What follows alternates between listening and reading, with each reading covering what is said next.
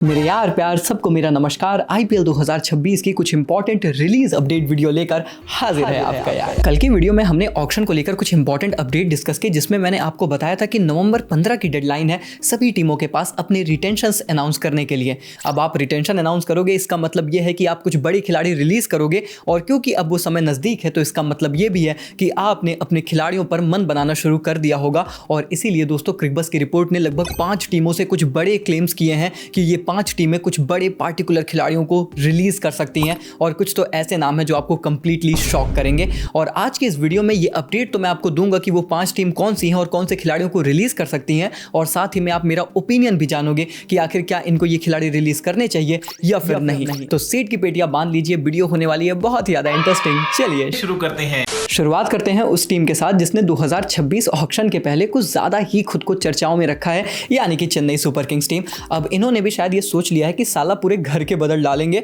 ऐसी ही अपडेट है कि भैया मेजर रिवैम्प से चेन्नई सुपर किंग्स गुजर सकती है, और जिस तरीके का 2025 का सीजन था, आप थोड़ी सी उम्मीद भी कुछ इसी तरीके की करते हो। But on a serious note मुझे लगता है कि एंड होते होते सीजन इनके पास अच्छे खिलाड़ी थे, लेकिन अब वही बात है कि अच्छे खिलाड़ी रिप्लेसमेंट के तौर पर आए हैं, तो जिनके रिप्लेसमेंट के तौर पर आपने उन्हें लाने का प्रयास किया है उनको तो आपको हटाना पड़ेगा। तो Chennai Super Kings team possibly 5 releases यहां पर कर सकती है, ऐसा रिपोर्ट्स कह रही हैं, जिसमें निकल कर आ रहे हैं Deepak Hooda, Vijay Shankar, Rahul Tripathi, Sam Curran and Devon Conway. अब इसमें से जो शुरू के 3 नाम हैं, हुड्डा, शंकर, त्रिपाठी, इनसे तो मैं एब्सोल्युटली एग्री करता हूं, क्योंकि ऑलरेडी मुझे लगता है कि आपने इनकी पॉसिबल रिप्लेसमेंट अपने स्क्वाड में ढूंढ ली है, जो कि हैं उर्विल, ब्रेविस और मात्रे, और जिन्होंने काफी एक्स्ट्रा ऑर्डिनरी परफॉर्मेंस की है और डेफिनेटली फ्यूचर स्टार आपकी टीम के लिए हो सकते हैं, तो आप उनमें ही इन्वेस्ट करोगे। तो शायद इन खिलाड़ियों की तो जगह नहीं बनती है। आप चाहोगे तो ऑक्शन में जाकर बैकअप में थोड़ा सा सस्ते में या फिर कुछ बैकअप रखने के लिए खरीद सकते हो, बट लॉजिकली ये 3 रिलीज हो जाएंगे। But when it comes to Chennai Super Kings team for Sam Curran, मुझे लगता है कि CSK do not release Sam Curran. उसके पीछे का मैं लॉजिक समझाता हूं। देखो, मुझे पता है आप कहोगे कि यार उनके आंकड़े कहाँ अच्छे हैं। वो 2022 T20 वर्ल्ड कप के बाद जब पंजाब में आए थे तो वो एक सीजन अच्छा था, फिर एक खराब सीजन उनको पंजाब ने रिलीज कर दिया। चेन्नई के लिए इसके पहले जब खेले थे तो अच्छा किया था, पर अब कहाँ उनकी परफॉर्मेंस आईपीएल में आती है। और इनफैक्ट ट्रिक्स पर एक बहुत अच्छा आर्टिकल था जिसको मैं पढ़ रहा था, जिसमें उनके आंकड़ों ने बहुत अच्छे से कहानी बयां की कि अगर आप देखोगे तो उनकी जो एवरेज थी वो 22 की थी, स्ट्राइक रेट 135 का था साल 2025 में, which is definitely not a good stat. और इवन 2024 में भी उनका हाल बुरा ही था। लेकिन मेरे लिए इंपॉर्टेंट पॉइंट ये है कि जब आप उनके प्राइस टैग को देखते हो विच इज 2.4 करोड़, तो यार ये 10-12 करोड़ नहीं है। मुझे पता है कि अब इंपैक्ट प्लेयर की वजह से ऑलराउंडर्स उतने इंपॉर्टेंट कमोडिटी भी नहीं है, बट मुझे ये लगता है Chennai Super Kings team, let me make it absolute clear कि 2.4 crore is justified for Sam Karan. Plus अभी वो इंटरनेशनल में अच्छा कर रहे हैं, और मेरा पर्सनली ये मानना है, शायद मैं थोड़ा सा बायस्ड हूं, मुझे सैम करन पसंद भी है, पर मुझे ये लगता है ना कि सैम करन अपने दिन पर एक proper match winner kind of a player है, और इसीलिए आप उसमें इन्वेस्ट कर सकते हो। एंड अगेन आपकी पर्स को ये ज्यादा कॉस्ट नहीं कर रहा है। तो अंटिल एंड अनलेस कि आपने ऑक्शन में कोई मेगा प्लान बनाया है Cameron Green kind of an allrounder target करने का, तो बात अलग है कि आपको चलो भैया स्लॉट भी खाली कराना है एक विदेशी ऑलराउंडर का, और साथ ही साथ आपको पैसों की भी जरूरत है। हालांकि अगर ऐसा कोई प्लान आपका नहीं है तो I think CSK should stick with Sam Curran, और ये मेरा अपना मानना है। आपका मानना क्या है मुझे कॉमेंट्स में जरूर बताएं। और फिर रही बात डेवॉन कॉनवे की, तो मुझे ऐसा लगता है कि आप उन्हें रिलीज कर भी सकते हो, नहीं भी कर सकते, मतलब again it's your personal choice.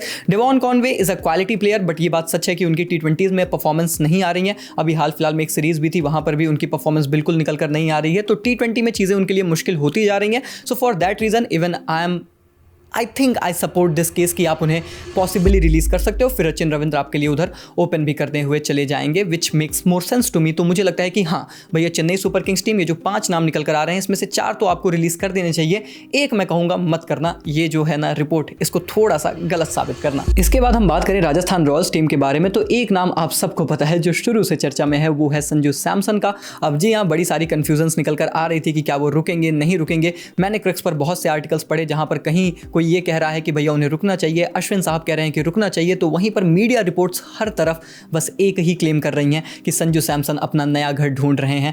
और ऐसे में दोस्तों जितना मैं समझ रहा हूं, Sanju Samson either he is going to be released or he is going to be traded. हालांकि ट्रेड होने के चांसेस थोड़े से अब कम नजर आ रहे हैं, तो ज्यादा आसार यही है कि शायद वो रिलीज हो जाएंगे, वो ऑक्शन में नजर आएंगे। और अगर आप यहां पर मेरा अपना ओपिनियन पूछोगे, मेरा कोई ओपिनियन नहीं है, क्योंकि अगेन जब खिलाड़ी खुद ही खेलना नहीं चाहता अपनी फ्रेंचाइज के लिए, वो नई टीम ढूंढ रहा है, तो फिर वहाँ पर कोई ओपिनियन नहीं होता, फिर इस चीज़ का कोई अर्थ नहीं होता। सेम वही हार्दिक पांड्या वाला सिनेरियो है। तो फिर अगर आप जाना चाहते हो आप डेफिनेटली जा सकते हो, और शायद राजस्थान रॉयल्स भी वही करने वाला है। हालांकि दोस्तों जहाँ पर वो थोड़ा सा रोक सकते हैं या फिर देख सकते हैं कि उन्हें क्या करना है, वो है वनिंदु हसरंगा और महेश थिकशाना का केस, क्योंकि रिपोर्ट ये भी क्लेम कर रही है कि इन दोनों खिलाड़ियों पर भी टीम कंसिडरेशन कर रही है कि क्या रिलीज कर दिया जाए।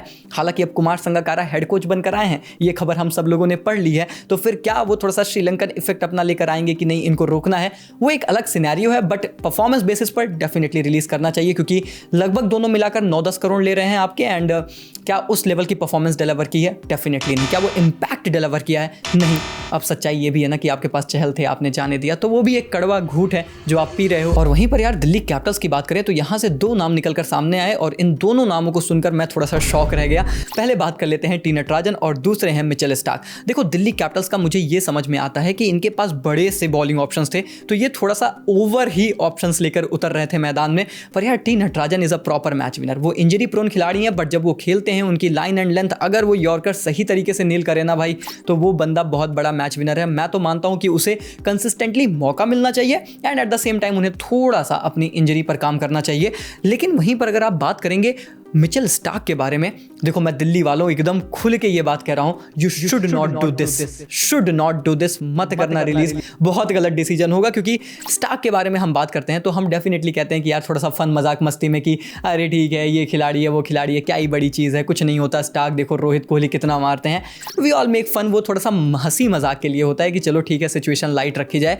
But on a very serious note we all know कि मिचेल स्टार्क ना वो प्योर ऑसी माइंडसेट है, और specially in knockout matches, in big matches, in semifinal, final, playoffs, भाई ये बंदा अलग लेवल का थ्रेट बन जाता है। और ये बात केकेआर से बेटर शायद कोई टीम नहीं जानती है। तो इसीलिए बिग गेम्स में he is pure Aussie mindset. मुझे लगता है कि दिल्ली आपका इतिहास रहा है, आपने AB डिविलियर्स, डेविड वार्नर, पता नहीं कितने कितने बड़े नामों को जाने दिया है अपनी टीम से, ये गलती इधर मत करना। मिचेल स्टार्क मुझे लगता है एक प्रॉपर रेयर और बहुत ही तगड़े खिलाड़ी हैं। अगर वो आपके लिए अवेलेबल हैं और खेल रहे हैं, उनको उनके साथ स्टिक करना मैं यही सजेस्ट करूंगा। इसके बाद आती है लखनऊ टीम, जहां पर 3 खिलाड़ी निकल कर आ रहे हैं। एक है आकाशदीप, मयंक यादव और फिर हैं डेविड मिलर।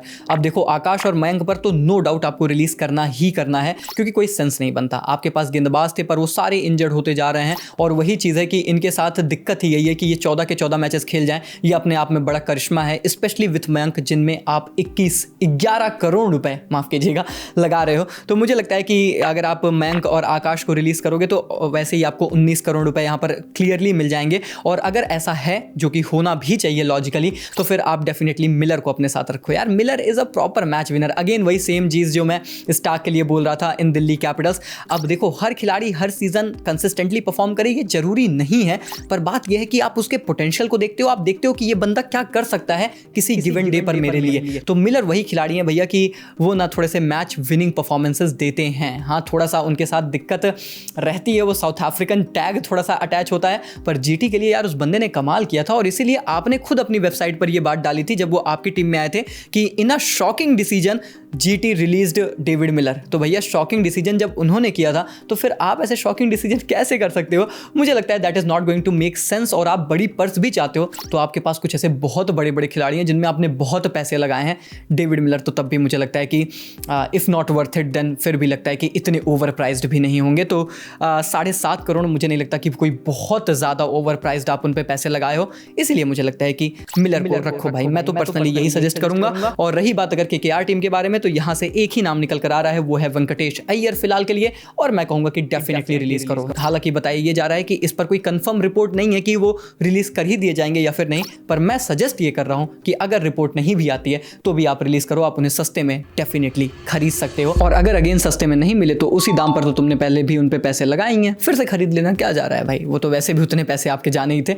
सो मुझे लगता है कि that is going to make a lot more sense for KKR team. और ये रहा दोस्तों हर एक टीम से पॉसिबल रिलीजेस की जो रिपोर्ट थी, और उसके साथ मेरा ओपिनियन। हालांकि ये मेरा विचार है, आपका विचार आप अपने हिसाब से कमेंट सेक्शन में जरूर देना। आपको क्या लगता है, आपकी फेवरेट टीम को किसे रिलीज करना चाहिए, किसे नहीं करना चाहिए, और उसके पीछे का कारण कमेंट्स में बताओ। इस वीडियो पर एम करते हैं 10,000 लाइक्स का, और मुझे पूरी उम्मीद है कि आप करा दोगे। चैनल को सब्सक्राइब जरूर करना ताकि इस तरीके की interesting analysis videos, reports, match reports सब कुछ आप लोगों तक मिलती रहे। बाकी मिलते हैं तब तक के लिए, take care, good bye, thank you so much.